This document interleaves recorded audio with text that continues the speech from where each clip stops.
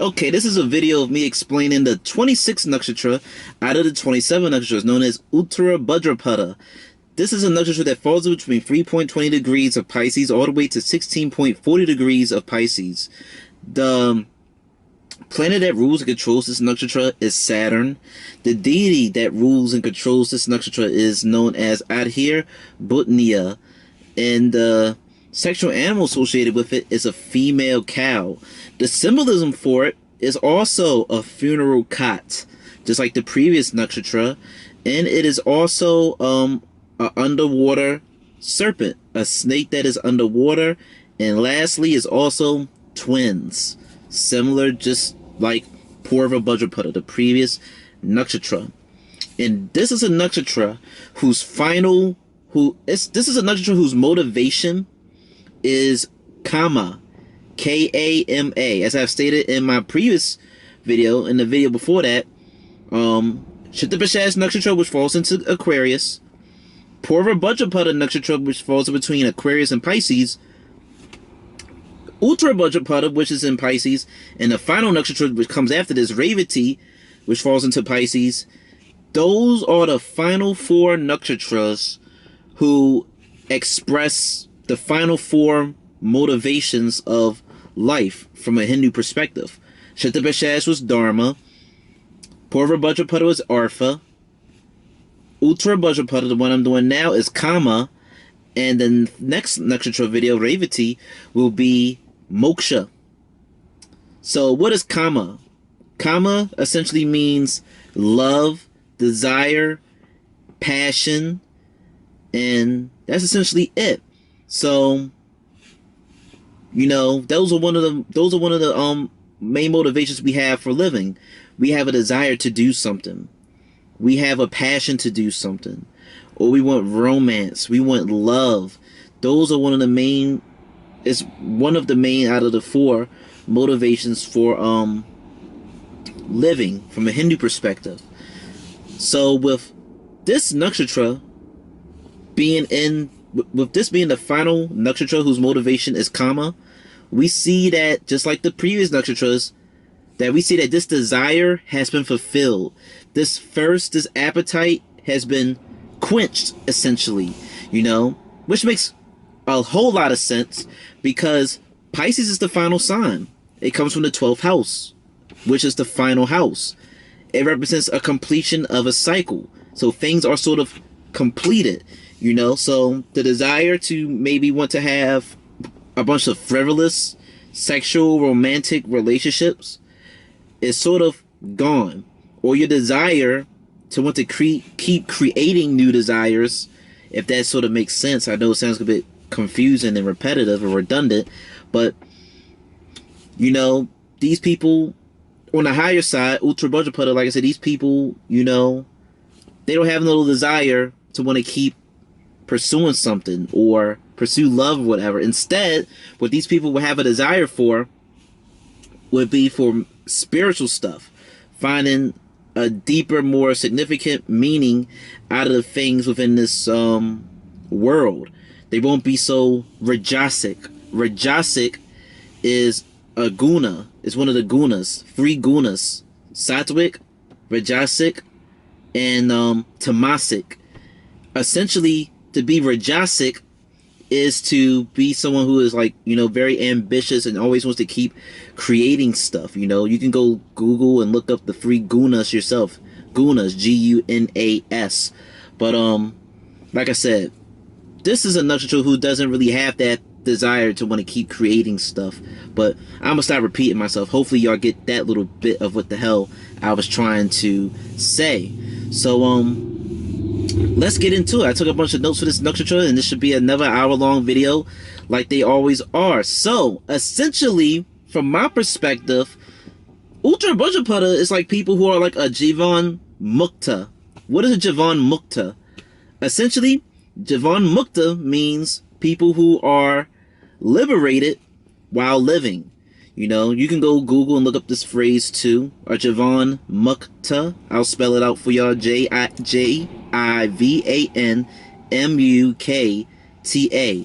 This is a phrase or term to describe people who are liberated but they are still within this world, you know. They don't have no desire to I don't know, these are people who are like spiritual, but they not living in some cave. They not rejecting the world. It's almost like, I don't know, it's like, this is a crazy example. It will almost be like Jesus. He was a divine spiritual figure, but he walked amongst the people. This is sort of what a Javan Mukta is, someone who is to be like enlightened and spiritual, but they don't renounce themselves and separate themselves from the world. They still are involved with the world. They might still have a 9-to-5 job. They might still do things that other people do, just in their own weird, unique spiritual sense. So another thing, the deity of this nakshatra, Adhir Bhutniya, it is stated that he is like an underwater dragon or underwater serpent, or also a sky dragon or a sky serpent. And as I stated in the previous nakshatra, this is a deity who is stated to be a Rudra. Who are the Rudras? It's stated that, a quick little refresh, because I go into detail in this in the previous nakshatra, and I went into detail in this in Ardra nakshatra. It stated that Brahma was upset with his sons, or his children, because they didn't want to reproduce and create. They wanted to be spiritual or whatnot. So it said he got angry, and out of his forehead, or out of his eyebrows, Rudra came. And Rudra was some destructive deity or whatever, and it stated that Rudra split himself up into 11 forms. It was 11 male Rudras and 11 females, known as Rudranis, and they went across the universe and just cause havoc. And Brahma summoned them back to have them stop their violence and destruction, and he essentially told them that they need to meditate on God or whatever. So the Rudras and Rudranis, they became one body, and it said that the Rudra went to like a mountain or whatever and meditated, and then that Rudra transformed his appearance into Shiva. And yeah, but it's essentially believed that Adhir Bhutniya, this deity of this nakshatra, is one of those 11 Rudras, one of those elemental destructive Rudras, but the element associated with this would be water.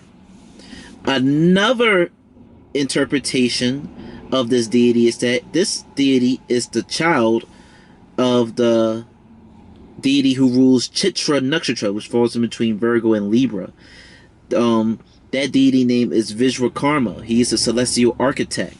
He crafts and creates weapons and creates palaces and planets, I believe. Don't quote me on the planets part, but I know he's a craftsman, a divine architect who creates and crafts divine weaponry and stuff. It's stated that this deity, Adhir Bhutniya, is the offspring of that deity. And I can't make no connections between the two, but I thought that was just a cool fun fact. But what I can draw a great analysis from is that this deity is portrayed to be a serpent, a snake. And like I said, the symbolism for this is like a underwater snake, underwater serpent. So a lot of things came to mind when I've learned this. So snakes, they can live, or they can breathe underwater, or better yet, I should say they can hold their breath underwater, because it says a snake can hold their breath underwater for like between 10 minutes, 30 minutes, or to 2 hours. It just depends on the type of snake it is, but a snake, depending on the type of snake it is, can hold its breath underwater for up to 2 hours. That's pretty impressive. You see the parallel and the contrast between this nakshatra and the previous nakshatra is that the previous nakshatra, they was unsatisfied with this world. They wanted to destroy the things within this world because the things within it just didn't make them happy. But you see the people of this nakshatra, they don't want to escape this world. These are the people who are, like I said, these are people who are able to live and be within the world, but see the beauty within it, see the life within it, see the divinity within it. They don't hate the world. They see the deeper essence of things. They see that everything has a meaning, everything has a purpose, and that there's neither no good or bad, no right or wrong. They don't put labels on things. They simply see things as they are, and they just accept the tides. They just accept where the waves and the wind takes them and blows them. You know? And the fact that a serpent can stay underwater for a long period of time but can't ultimately stay there illustrates that these people, they cannot completely reject themselves from the world. Uttara Bhadrapada people, they cannot stay a hermit. They cannot just be a hermit. They just can't stay in their house. As much as they might maybe subconsciously, if they're not aware of their birth chart, as much as they might subconsciously want to be introverted, want to be a hermit, they can't stay down there. The snake, the serpent, it can't breathe underwater. It can't hold its breath underwater forever. So you'll see an Uttara Bhadrapada person, they might have their long periods of isolation, deactivating their social media, maybe going out once or twice a week, and then after they went out that once or twice a week, they might be gone in isolation for a month or two or forever, who knows. But they can't completely just close the door and turn their back to the world. They gotta come back out. They gotta get some fresh air. They gotta get involved in civilization somehow. But also on the flip side, they also can't stay completely, I don't know, it depends on the native, but also, you know, as much as they can't completely reject the world, they also probably can't stay completely within it. So you'll see the Uttara Bhadrapada people doing this dance where they might stay retreated and isolated for a long period of time, and then they might come out, pop out, say hi to everybody, and then they go back into their cave. But these people, they have the ability to be within the world and, you know, keep that inner peace, see the beauty within things, you know. Also, it's seen that snakes can slow down and control their metabolism, and snakes can go they can go several months without eating. So you can see an Uttara Bhadrapada person, they might fast, you know, for spiritual reasons or whatever. They might change, they might really mess with their diet, they might fast or whatever. You might see that occur with an Uttara Bhadrapada person. And snakes are also very sexual. They're polyamorous. Snakes are polyamorous, and snakes, they have orgies. So you could say that this could be a very sexual nakshatra, but I would probably give that more so to a Slasha nakshatra in Cancer, because this nakshatra, like I said, it's the final nakshatra associated with Kama, which is love, lust, desires, and pleasures. So even though any sign and all that stuff can be sexual, I would say that this nakshatra more so doesn't focus on the sexual nature of things. It more so feels like, you know what, I feel completed. I feel as though, as the final zodiac sign, or as the final nakshatra associated with desires and pleasures, that I have no desire to really, you know, really need any of these material things, or need the people to fulfill my sensual sexual pleasures and desires. But I'm also not going to turn them away, because I can learn from these people. I see divinity within them. I want to share my knowledge with these people, you know. Yeah, these people could be like monks. These people could be like monks and saints and gurus and people like Sadhguru, you know. They can be someone who's real spiritual and has knowledge, but they just don't keep the knowledge to themselves, and they just don't, you know, live in some cave. They are very spiritual people, but they are involved within the world, and they might share their knowledge and wisdom or whatever with the masses. That's sort of a little bit of what Uttara Bhadrapada is. And as I told you, this deity, Adhir Bhutniya, it is described that he is also sort of like a sky serpent. Not just an underwater serpent, but a sky serpent. So, also, since you can associate snakes with Nagas, who are deities who are like these humanoid snake-like people, and the nakshatra that's associated, the first nakshatra associated with Nagas is Aslesha in Cancer, and apparently in Aslesha, the name of the nakshatra, means to like embrace. We see that, you know, this nakshatra and Aslesha nakshatra, these two nakshatras, these people could love to, you know, hug you and hold you tight, hold on to you tightly. And we just see that since this serpent is essentially sort of like a naga or a dragon, and when you break down the name Adhere Bhutnia, apparently the name Bhutnia means to bound. So we see this association with this nakshatra that has something to do with either hugging and holding and bounding something. Even the deity, even the naga Ritra, who I go into great detail in Jyeshtha nakshatra in Scorpio nakshatra, in the Scorpio sign. Ritra was a naga, was a serpent who captured the water goddess Apis, who rules Purvashada nakshatra in Sagittarius. He captured her, you know. So we see that serpents and nagas and snakes, mythologically, at least in Vedic astrology, they like to hold on to things. They like to capture something. They like to hold on to something.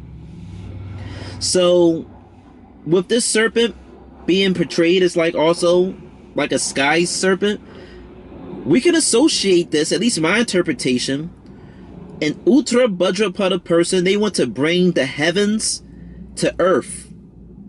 Because if this serpent is sort of somehow associated with the sky, where there's, you know, the planets and the stars, but it's also some underwater serpent, I would like to think that this deity, or the people within this nakshatra, they're capable of bringing the heavens to earth.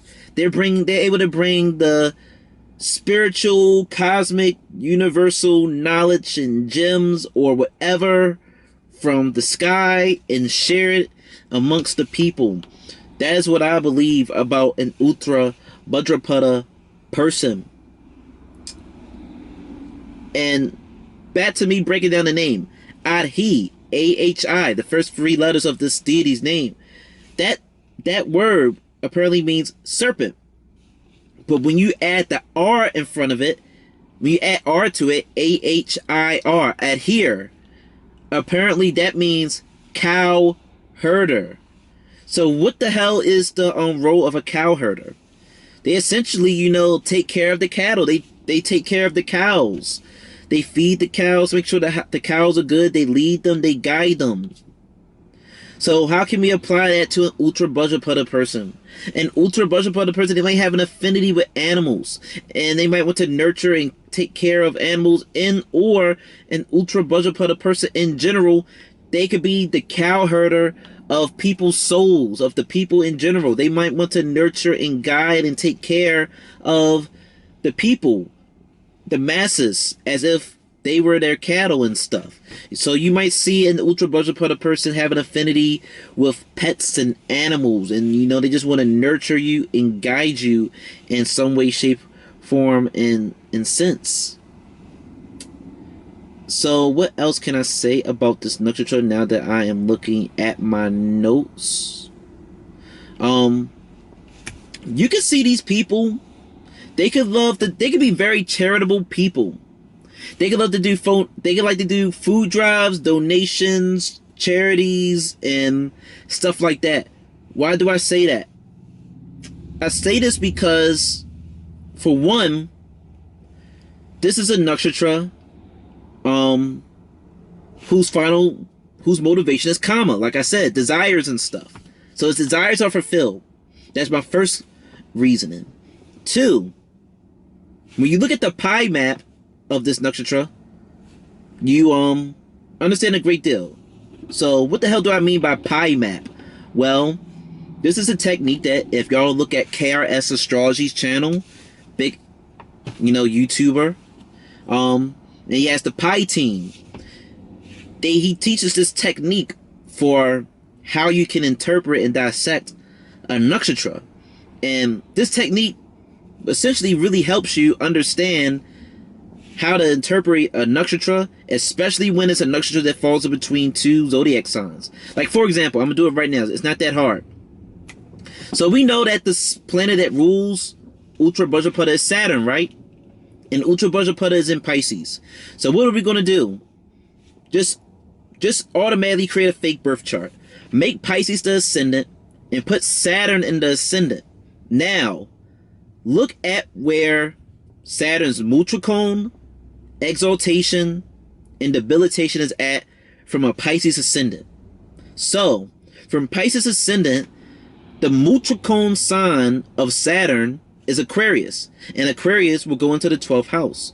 For those who might not know, refresh your minds, a mutricone sign is a sign where a planet feels the most comfortable in, because that sign best reflects the traits and qualities of that planet. So Saturn feels more comfortable naturally in Aquarius, because that is a sign that naturally reflects the qualities and traits of Saturn more so than Capricorn. So because the mutricone sign of Saturn is in Aquarius in the 12th house from a Pisces ascendant, we see that there will be 12th house themes associated with people who have planets in Uttara Bhadrapada. And the 12th house is associated with foreign lands, isolation, and loss. And so you see the 12th house theme with this nakshatra, with these people wanting to be able to maybe retreat from the world, but they also got to be involved in it in some sense. You see that, you know, the loss from the 12th house can also be where your energy is exerted, or it could be a loss of financial wealth. So you can see that you see that charitable potential when it comes to a Uttara Bhadrapada native. And then Capricorn goes into the 11th house. That's the second sign that Saturn rules from a Pisces ascendant. So from a Pisces ascendant, Saturn controls the 12th and the 11th house. The 11th house is large social network circles, organizations, and financial gains. So by making Pisces the ascendant, you see for Uttara Bhadrapada native, they'll naturally have like some inclination towards the they'll naturally have some type of inclination. Yeah, you'll naturally see that Uttara Bhadrapada person will naturally have some inclination towards the 11th house, because Saturn from Pisces ascendant rules the 11th house, which is Capricorn.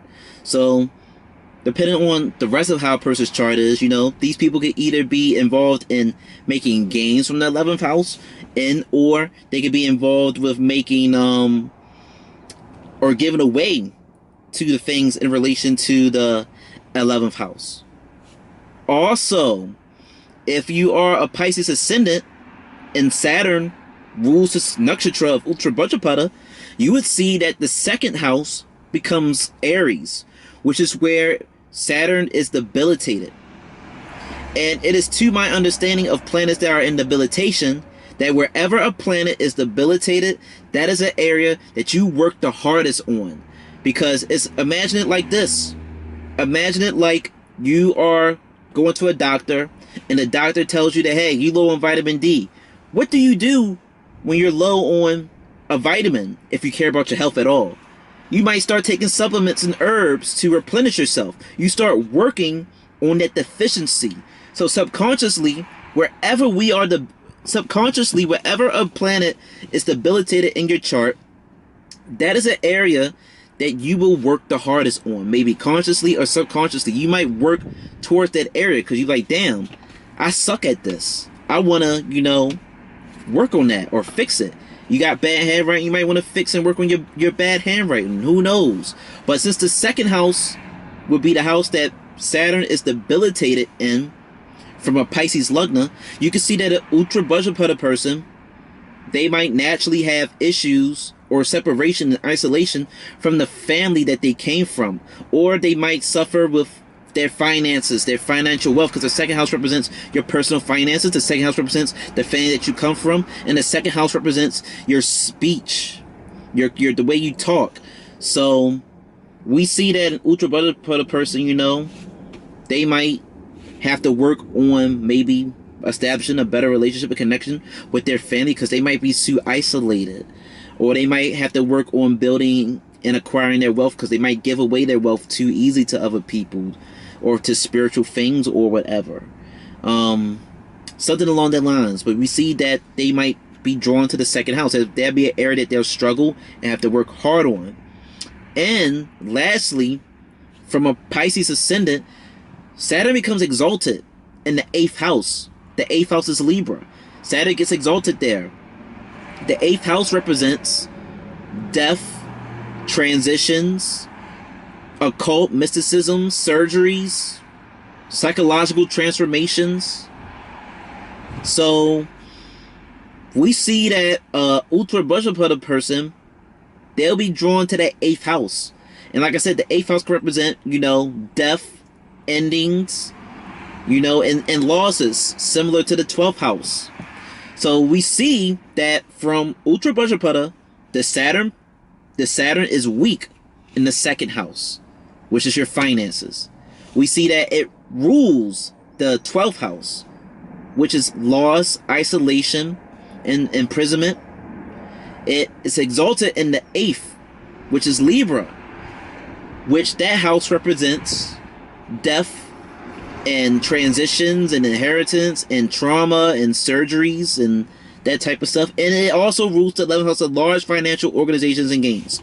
So you see those 4 houses, they get interacted, they'll get activated, and you can sort of really theorize a multitude of things that can happen. But naturally, off the top of my head, without really having some specific chart to look at, I would say that an Uttara Bhadrapada person, these people could really be very charitable people. They can experience financial losses for being very charitable, for being very giving, potentially, and they would have that isolation with the family that they come from, potentially, depending on where the planet or where the Uttara Bhadrapada nakshatra is placed within their chart. That's something that you'll naturally see about Uttara Bhadrapada in general through this technique that I just taught y'all, that I fucking learned and shit. What else? Snakes do not have the best vision, and snakes do not have ears. Snakes, so think about it. If you got weak vision, you're blind, it's stated that your other senses, they get stronger. It's either your other senses get stronger or you work on those other senses because your eyes are weak, which sort of plays out the same thing I just told you about your, debilitated planets. Because that planet is weak, you're going to work real hard where you're weak at, and then you'll become so great. So a debilitated planet isn't the worst thing to have sometimes. Because it's weak, you're going to give it a lot of attention. You're going to give it a lot of attention, you're going to work real hard on it, you're going to master it.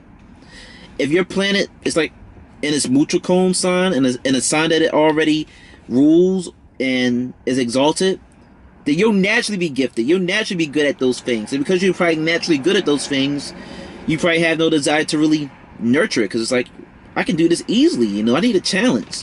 So you might naturally be gravitated towards the things that you're weak at, that you suffer at, or whatever. But anyway, snakes do not have the best vision, and they do not have ears, and therefore they feel vibrations.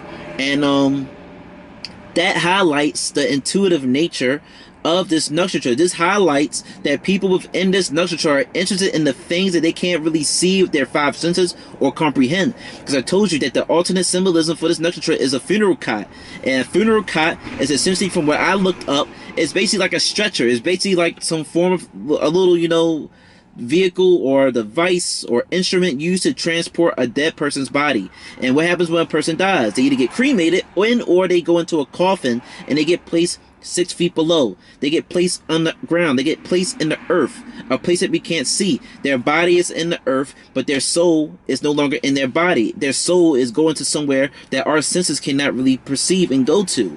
So we see that an Uttara Bhadrapada person, they will have an interest in wanting to go and explore things beyond their visions, beyond their sight and stuff. And they can be naturally very intuitive. That's what you see about an Uttara Bhadrapada person. Also, an Uttara Bhadrapada person, they could love to dance. And they can have very mesmerizing eyes. The reason they can have very prominent piercing, mesmerizing, sexy, alluring eyes is because the bird associated with this is an owl.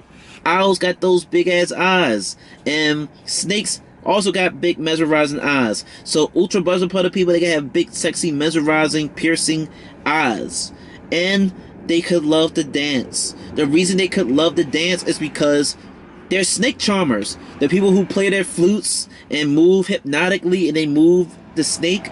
It stated that the reason that the snake moves and is in a trance with the snake charmer is because the snake is simply reacting to the vibrations being pushed around and emitted from the musical instrument. So an Uttara Bhadrapada person could really love music, and they could really love to dance.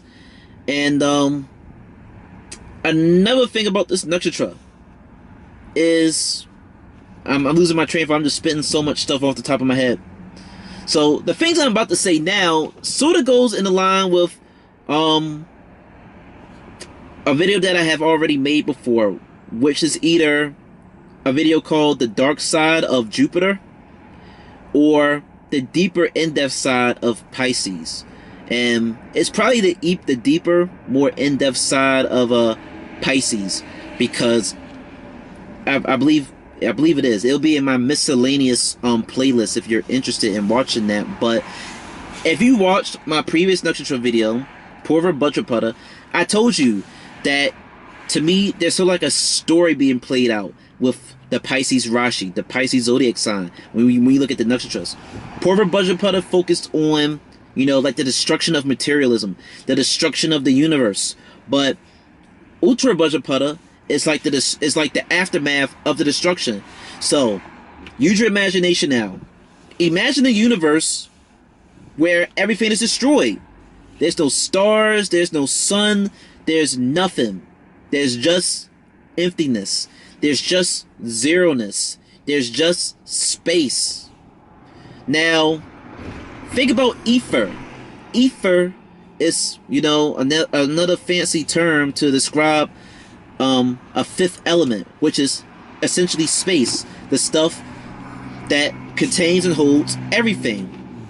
But let's just say that, you know, everything in the universe is destroyed, but you are a fly on a wall. You're a fly in outer space, and you're that fly in outer space, and you have constantly witnessed for millions and billions and trillions of years the universe creating life and destroying life, creating life and destroying life.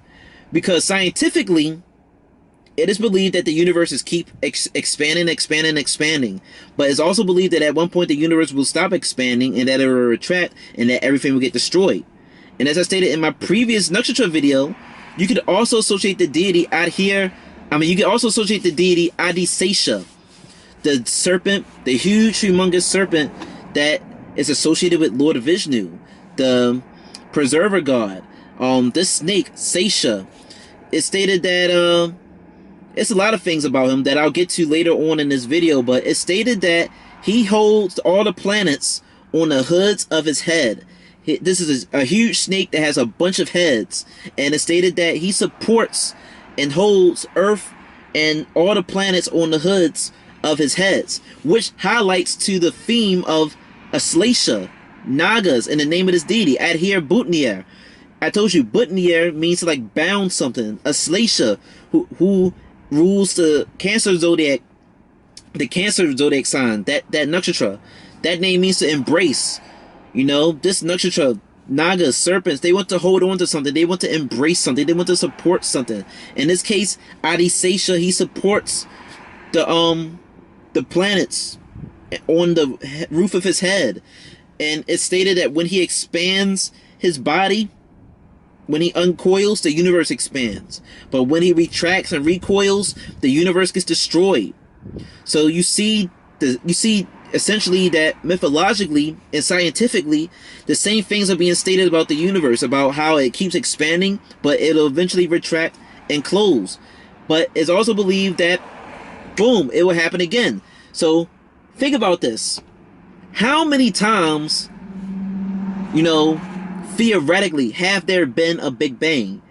What if we are just the hundreds of millions of Big Bangs that have happened since time and Lord knows when.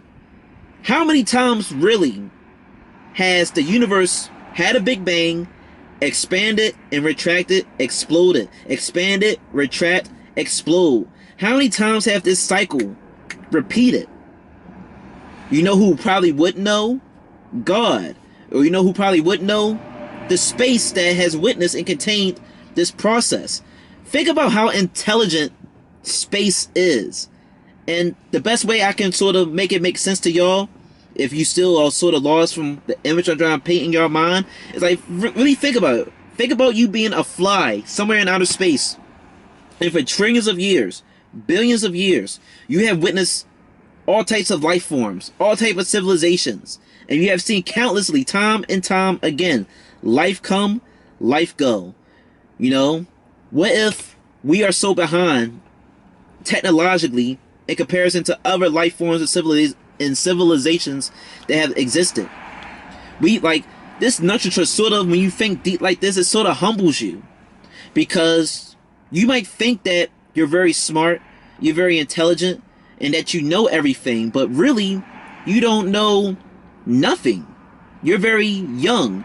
You can only learn so much from reading, and you can only learn so much from meditating. You know, you just are a speck. You just a dot, a raindrop, or whatever, in a huge pool of consciousness. We're nothing. We only know a little bit, but we know a little bit about nothing. This is what this nakshatra shows you, you know. What else can I say about this nakshatra? But yeah, this nakshatra essentially represents, to me, the nothingness, the zeroness after the destruction. It represents the space, you know. And like I said, space, God is sort of like space, because it's stated sometimes that God is everywhere but nothing at the same time. It's said that God is present in everything. You know what's present everywhere? Space. Because space is present everywhere. So God and space, so God and emptiness and zeroness are sort of synonymous with one another. You know, when you sort of think like this. You know, and another thing this nakshatra teaches you and shows you is the power of zero. The power and impact of nothingness. Because think about the number 0. You know, if you, let's say that, you know, this is 1. And let's say that I put a 0 in front of the 1. Like, you just got 0.000000000. When you put the 0, sort of, you know, before, when you put the 0 after the 1 or before the 1, whichever way you want to interpret it, the value of that number goes down, right? The value decreases. But when you add the 0 to the 1, it becomes 10, it becomes 100, it becomes 1,000, it becomes 100,000, 10,000, a million. So what I'm getting at is, when you add God, when you add divinity to yourself, when you add God to yourself, when you add spirituality and a higher power to yourself, your value increases. You become worth $10, $100, $1,000, 10,000, a million, a billion, a trillion. But when you sort of put yourself before God, or when you when you sort of put yourself before God, or when you don't have God and divinity and spirituality and belief in a higher power, when you don't have that and add that to yourself, your value sort of decreases. Your worth or your wealth or whatever, it sort of decreases in a sense when you sort of think like this. And another thing with this nakshatra is that the name Uttara Bhadrapada. As I told you with the previous nakshatra, Bhadra means like wealth and goodness and auspiciousness. So we see an association of wealth with this nakshatra. And the wealth in the sense of this nakshatra could be in relationship, in association with spiritual wealth. It could be spiritual wealth more so than financial wealth when it comes to this nakshatra. And also, as I stated in the previous nakshatra, Krishna, who is the 8th major incarnation of Vishnu, he had a wife who was named Bhadra. So we see that this nakshatra has an association with a connection with a divinity, a connection with a higher power. These people could want to establish a connection with a divinity and a higher power, potentially and stuff. And like I said, you can associate that huge serpent, that naga, Adisesha. You can associate that deity with this nakshatra, because Sesha, it stated that he lives in a huge, at the bottom of a huge cosmic ocean with Lord Vishnu. It stated that he is the bed of Lord Vishnu, while Vishnu's wife Lakshmi is at the foot of his bed, rubbing and massaging his feet, which makes sense why this nakshatra is sort of connected to all that, because Pisces represents the feet. So yeah, like I said, the serpent and Adisesha. Adisesha lives at the bottom of the ocean. Adisesha is a naga who is the bed and supports and serves Vishnu, who is a huge godly divine figure in Hinduism. We just see that these people could want to establish a connection with a divinity, establish a connection with a higher power. They have a desire to want to uncover and learn things that go beyond what we can see. Because think about how deep and spiritual it is to be a serpent at the bottom of an ocean. Think about it. Because for one, snakes are associated with taboo and occult and mysticism naturally. And then think about an ocean. An ocean is very mysterious, because we as humans can only go so far, only so low and beneath the earth when it comes to the water, because the water pressure could crush and kill us, and it's super dark, and there's other aquatic life forms that we don't even know, that we aren't even aware of, that live deep in the depths of the ocean, that have adapted to the darkness. There's stuff like the Bermuda Triangle. You got stuff like a lost city of Atlantis and other civilizations and Titanics and other stuff. There's a bunch of buried hidden gems beneath the ocean. And an Uttara Bhadrapada person, they could have great interest and inclination to want to retrieve those treasures, to go scuba diving metaphorically and learn what are the secrets of the world, what are the secrets of the universe. They want to, like I told you, they want to bring the heavens to the earth. They want to share and retrieve the heavens and bring the heaven to the earth. These are people who are, like I said, spiritually liberated people. They're not angry with the world. They don't hate the world.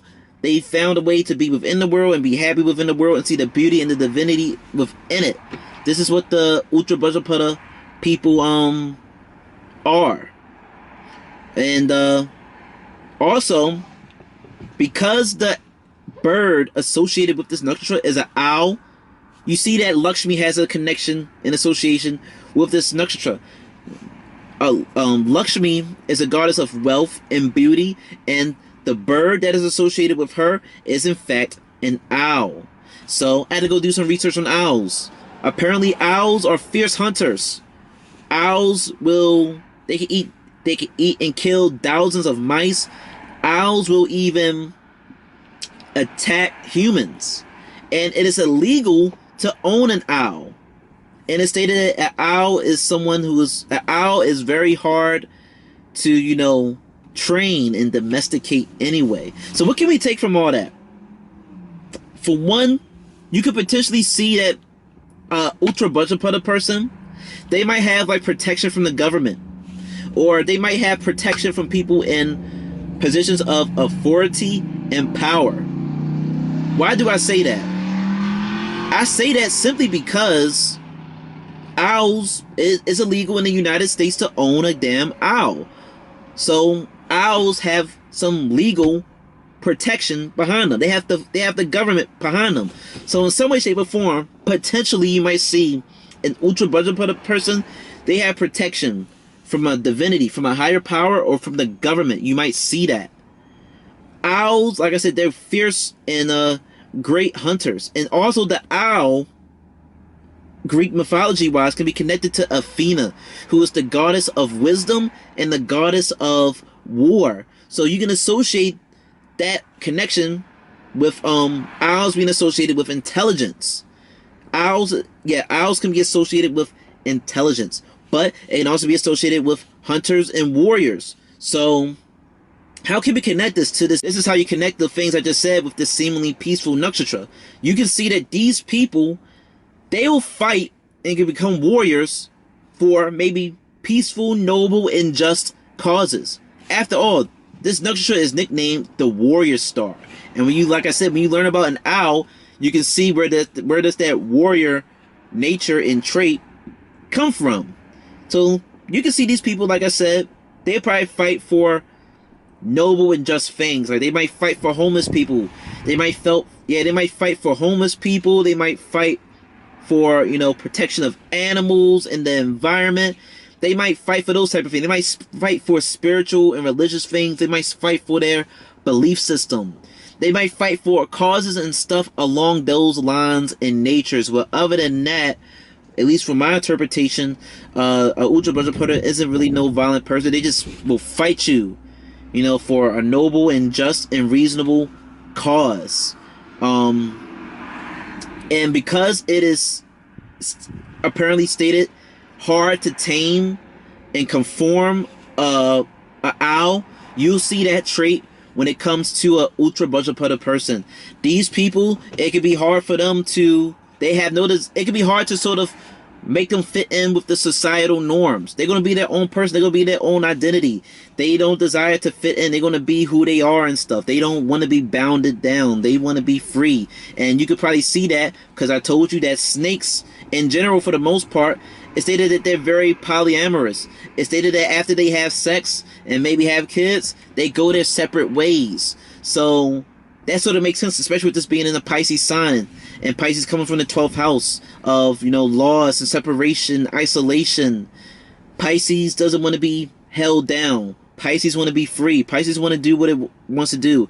Pisces is the final sign, so it represents completion. Pisces experienced the things in relation to all the signs previous to it. So it's like, I don't really care about being bounded down by a relationship and all that stuff.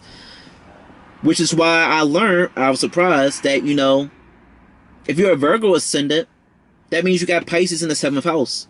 Naturally, being a Virgo ascendant, and there's several other ascendants, but I'm not going to go through them all, but naturally being a Virgo ascendant, there's naturally difficulty for you when it comes to being in relationships and marriage, because you'll have Pisces in the 7th house. So therefore, you'll naturally have that isolation, that separative, distant nature, some way, somehow, within a relationship. And this is why I now understand why, even though Venus is exalted in Pisces, it really isn't necessarily all that great romantically. I mean, y'all can get married if you got a Venus in Pisces, but it isn't necessarily a stamp like, oh yeah, I can get married and all that. Because once you break down the nakshatras of Pisces, Purva Bhadrapada, Uttara Bhadrapada, Revati, which will be coming after this nakshatra eventually, you'll understand, like, oh shit, Venus is exalted in these nakshatras, but these don't sound romantically and lovey-dovey at all. As I told you, Purva Bhadrapada is a very destructive nakshatra. It doesn't care for the materialism of these things. Venus can represent love and sex and fine stuff and materialism. So if you got like a Venus in Purva Bhadrapada, then you probably won't have no conventional, regular, normal love. If you got Venus in Uttara Bhadrapada, the person might not really desire a relationship potentially, or it might just be weird. But I'll probably get into more detail of this type of stuff if I decide to do like a Venus through nakshatras. And once you learn the mythology of Revati, you'll understand that, damn, that's also sort of not really all that great for love and romance. But Venus in Pisces instead is very great for spiritual things. These nakshatras are very spiritual, and Venus is a very spiritual planet, similar to Jupiter. So yeah, when Venus is in Pisces, it's almost like I don't desire love as much anymore, or if I do desire love, it's going to be a unique, different type of love. It ain't going to be a regular type of love like everyone else is experiencing and all that good stuff. But anyway, back to what I was saying. Make sure I'm not messing nothing about owls. But yeah, these people, they don't like to conform. They're hard to be tamed, and they're hard to be controlled. And like I said, I'm just looking at my notes to make sure that I am not missing nothing, because I do not want to have to redo this video. So, the sexual animal, there we go. The sexual animal associated with this nakshatra is cows. Is a female cow, because males are bulls, females are cows. So, what do we know about cows? Cows, they don't have upper teeth. So cows spend a lot of time chewing. They spend a lot of time chewing their food. So, Uttara Bhadrapada person could love to eat a lot. They could gain some weight, and they could really love to eat, or they could really love to communicate, because cows are very social. So this further highlights that these people cannot stay isolated forever, that they gotta come out. They gotta be like that serpent. They can't stay underwater forever, and they gotta come out. And when they come out, they might be sociable, just like that goddamn cow. Because the cows are stated to be very social, and they don't have upper teeth, so they gotta keep chewing and moving their mouth a lot to break down their food. So you might, like I said, you might see these Uttara Bhadrapada people be very reclusive sometimes, but when they pop out, they know how to open their mouth, but then they go and retreat. But like I said, you might see that Uttara Bhadrapada person, they might love to eat and love to chew their food a lot. Also, a cool fun fact that I didn't know is that cows and owls are capable of swimming. It stated that, to the brief little Google search that I did, owls don't really prefer to swim because they're defenseless or whatever. Once their fur or feathers get wet, for some reason they say they're defenseless. So they don't really prefer to be in the water or travel and swim in the water. But cows, they know how to swim. So an Uttara Bhadrapada person, which makes sense because this is associated with like a water dragon, an Uttara Bhadrapada person, they could love to be in the water, near the water, and love to swim, know how to swim. Some affinity with water is what you can see for Uttara Bhadrapada person. Also, another thing I forgot to mention about owls is that it stated that you cannot hear an owl fly. An owl is very quiet. Like I said, owls are great hunters. They're great hunters, and they're very silent when they're not making noise like hoots and screeches. So, an Uttara Bhadrapada person, they could be very sneaky. They can sneak up on you. They can surprise you. Yeah, they could just be very incognito. You can't see them coming. They're that snake underwater, like a shark underwater. You don't see them coming, but you hear that music. Dun, dun, dun, dun, dun, dun, dun. That's sort of like a Uttara Bhadrapada person. But I'll be damned. I think I just about hit everything that I needed to hit about this nakshatra. But I'm gonna make sure that I ain't missing nothing, because this is a deep spiritual nakshatra. The Shakti, the energy, the ability of this nakshatra is to bring rain and to grow plants or bring stability. So, like I said, these people, they don't want to destroy the things of the world. They want to nurture the things in the world. They want to reveal the beauty within you that they see within you. They want to, they want to nurture and take care of the things within the world instead of destroy it and reject it, like Uttara Bhadrapada. So you see that within this nakshatra. There's some form of wealth associated with this nakshatra, but it could be spiritual wealth associated with this nakshatra. These people, they could like to be that cow herder, serve and nurture and take care of the masses and the people. These people, like I said, they are, Uttara Bhadrapada is like the aftermath of Uttara Bhadrapada. It's emptiness, it's zeroness, it's space. When you add zeroness and God and divinity to you, your value increases. When you add it, when you don't have it and take it away from you, your value decreases. And if you was just a fly on a wall, and if you was just space, and you witness the destruction and retraction, the expansion and the retraction of our universe and Big Bangs over a million times again, you'll be someone who is very intelligent. The Uttara Bhadrapada person, they just understand things that other people don't understand. But because you have, you see, this nakshatra is ruled by Saturn. If you make Pisces the ascendant, I told you that Saturn becomes debilitated in the second house, which is Aries. And the second house is your mouth. It's how you speak. So these people, they can have the great knowledge of the occult knowledge, because Saturn becomes exalted in the 8th house of Libra from a Pisces ascendant. So they got that great occult interest, but they might struggle with communicating it because of the second house is debilitated. So you might see that real often with spiritual people a lot. A spiritual person might say this, they might say that, but they might not have no formal education, or they might not be able to explain the wisdom and knowledge that they have in a way that someone who isn't real spiritual, who only believes in the things that they can see and feel, they might struggle in a way to explain it in a way that they will understand it. So they get called a phony and all that stuff. So Uttara Bhadrapada person, they might struggle and suffer with maybe communicating the knowledge that they possess. And also another thing with a cow is that you can associate the cow with the mystical, magical cow known as Kamadhenu. Kamadhenu is a mythical, magical cow that essentially is a wish-giving cow. It's a wish-fulfilling cow. This is a cow who's this is a magical cow that is associated with a sage that I believe is known as Sage Vishista, or just other sages in general, and it helps the sage perform its rituals. You know, the cow is able to, you know, grant whatever the sage wants, and it helps the sage perform his rituals and produce food for whenever the sage or the guru invites people to his place. And cows in general, they're very giving, or we take things from the cow. You know, we use it for food or for clothing. So this is a very giving nakshatra. This is a very wealthy nakshatra in some way, shape, or form. And cows are very mystical, or have spiritual religious significance in the Hindu culture. Cows and bulls are associated with Shiva, the god of death and destruction. So, and even in some other places, I believe like in India, some places in India, it is illegal to like harm a cow or do anything to a cow.